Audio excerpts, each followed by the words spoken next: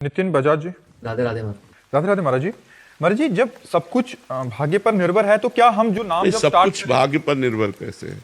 ये किसने कह दिया तुमको कि सब कुछ भाग्य पर निर्भर है? कुछ लिखा हुआ है कि क्या हमारे साथ? नहीं, क्या लिखा हुआ है? ये लिखा हुआ है कि आज तुम हमारे पास आओगे? मैं वही पूछना चाहता हूँ। नहीं, ये नहीं लिखा हुआ है।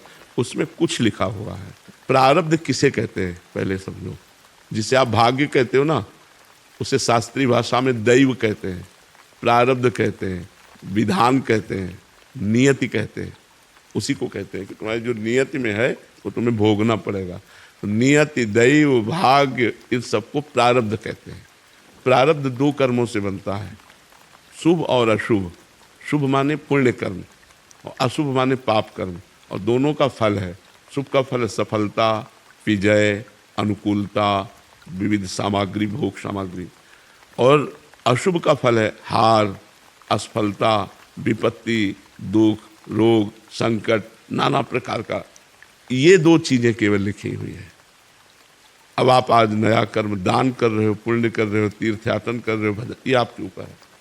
इसे क्रियमाण कहते हैं, उसे प्रारब्ध कहते हैं जो लिखा है, और जो आप करोगे ये नया कर्म क्रियमाण है।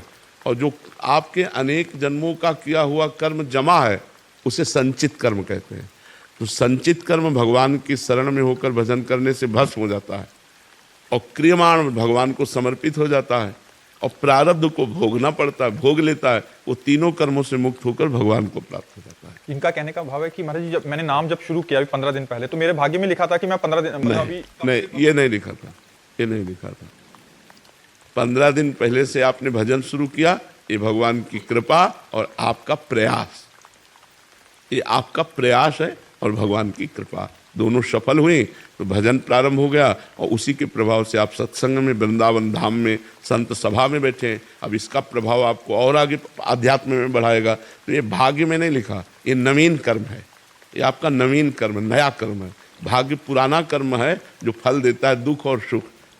जैसे आप वृंदावन आ रहे हैं, कोई घटना घट गई, तो वृंदावन आना तो बहुत बड़ा धर्ममय कार्य था, लेकिन घटना गलत घट गई तो ये प्रारब्ध होगा।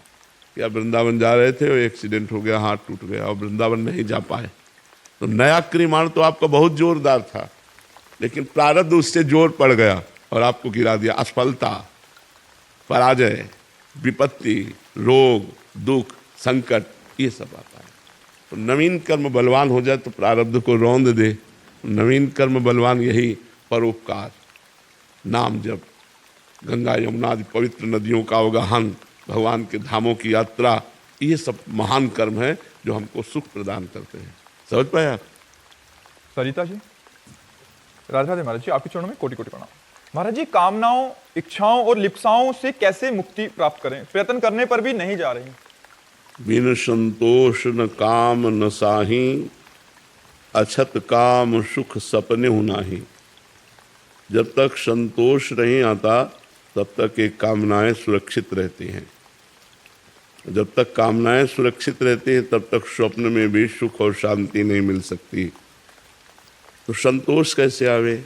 जब बहुत बड़े धनी श्री भगवान से हमारा संबंध जो है वो जब हम मान लेते हैं कि भगवान मेरे, तो मुझे संतोष हो जाता है। भगवान के संबंध से ही संतोष आएगा और भगवान के भजन से ही संबंध पुष्ट होगा। जो है वही स्वीकृत हो जाएगा। हमारा भगवान से संबंध जन्म जन्मांतरों से है, हम उनके अंश है। ये संसारिक संबंध तो अभी कुछ वर्षों का है, हम तो भगवान के हैं। तो जब भगवान से संबंध हो जाता है तो सारी कामनाएं या तो पूर्ण हो जाती हैं और या शांत हो जाती हैं। परम संतोष हृदय में हो जाता है। देखो, भगवान से जरा सा लगाव हुआ कि बड़े बड़े राजपाट वैभव छोड़ दिए लोगों ने। तो हम जो सुख चाहते हैं वो भगवान से संबंध रखने वाले छोड़ देते हैं। इसका मतलब बिना भगवान से संबंध स्वीकार किए इस माया की कामनाओं से हम निवृत्त नहीं हो सकते। और कामनाएं कभी पूर्ण नहीं हो सकती। एक कामना के बाद दूसरी कामना, एक दूसरी कामना के बाद तीसरी, ये चक्र चलता रहता है। तो हम भगवान का नाम जप करें, भगवान की महिमा सुने, लीला कथा सुने, भगवान को अपना माने, इन्हीं के बल से हमारी कामनाएं शांत हो जाएंगी। भगवान बड़े कृपालु हैं, भगवान सबके स्वामी हैं, भगवान सब कुछ हैं, उन्हीं की कृपा से हमारी कामनाएं शांत होंगी। तो भगवान की शरण में होकर भगवान का नाम जप करो। किसका प्रश्न है, समझ पाए आप? तभी सब कामनाएं और जितनी वासनाएं, लिप्साएं, ये सब शांत हो जाएं। जब हम नाम जप करते हैं तो हमारी छुपी हुई मन की वासनाएं बाहर निकलती हैं और भस्म हो जाती हैं। जब नाम जप करते हैं इतना आनंद आता है कि और कोई कामना ही नहीं रह जाती। इसलिए हम भगवान की शरण में होकर नाम जप करें तो सारी कामनाएं, वासनाएं, लिप्साएं सब शांत हो जाएंगी। चिंता न करो, चिंतन करो, भगवान का चिंतन करो। नदिया जी कजाकिस्तान से। राधे राधे महाराज जी। महाराज जी, मेरा प्रश्न है कि कैसे आत्मा की आवाज़ सुने और खुद पर आत्मविश्वास करें? असल बात, आत्मा की आवाज़ किसी और की आवाज़ थोड़ी है।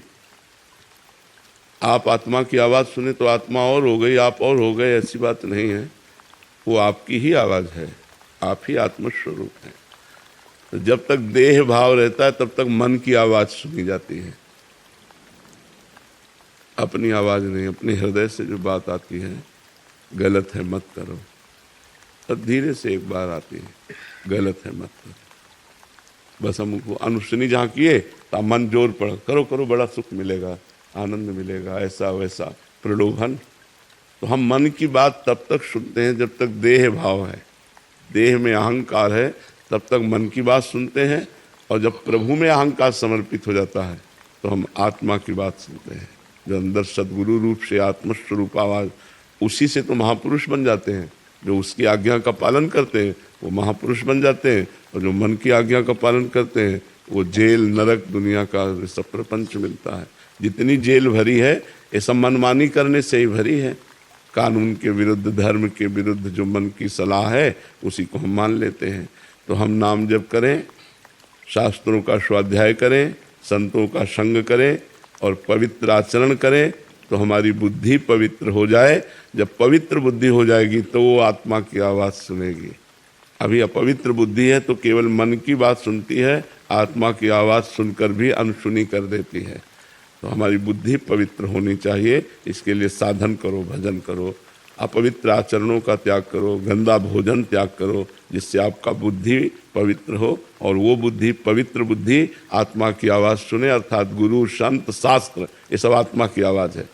गुरुजनों की वाणी, संतों की वाणी, शास्त्र की वाणी, ये सब आत्मा आवाज़ है। अगर इसको मान लिया तो आपका परम कल्याण हो जाएगा, परम मंगल हो जाएगा। सुनील शर्मा जी, राधा वल्लभ से। शेरवंश महाराज जी। महाराज जी, जब भीष्म पितामह जी बाणों की शैया पर थे तब श्री कृष्ण भगवान से बोले कि मेरी बुद्धि अभी तक कुंवारी है, आप इसका वर्णन करें। तो कुंवारी बुद्धि का महाराज जी क्या आशय है? जैसे हमारी बुद्धि वर्ण कर लेती है किसी भोग को, किसी व्यक्ति को, किसी वस्तु को, किसी स्थान को।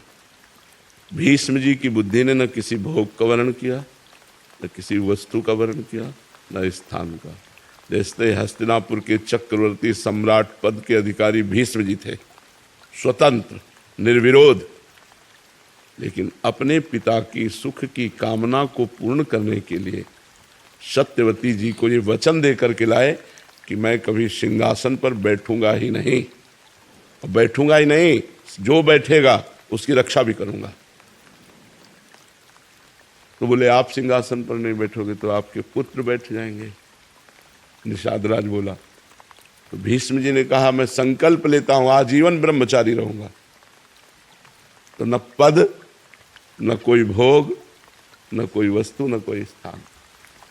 कह रहे हे श्री कृष्ण, मेरी बुद्धि अब तक कुंवारी रही, अब आप इसका वर्णन कर लीजिए। ऐसा कोई बिरला ही बोल सकता है, सबको बोलने का अधिकार नहीं, क्योंकि हमारी बुद्धि बेविचारणी है। नहीं, आज इसका वर्णन, कल उसका वर्णन, कल वो भोग, परसों वो भोग, नरसों वो व्यक्ति था। तो ये चल रहा है ना, ये बेविचारणी बुद्धि है, उनकी अव्यभिचारणी ब्रह्मचारणी बुद्धि है। कभी किसी पद, कभी किसी भोग, कभी किसी सुख को स्वीकार ही नहीं किया। आजीवन परोपकार में पिता, सिंहासन, समाज, सबकी सेवा में व्यतीत कर दिया। वो महापुरुष कह रहे हैं कि आज तक मेरी बुद्धि कुंवारी रही, किसी का वर्णन नहीं किया। हे श्री कृष्ण, अब आप इसको स्वीकार कीजिए। समझ में आया बात?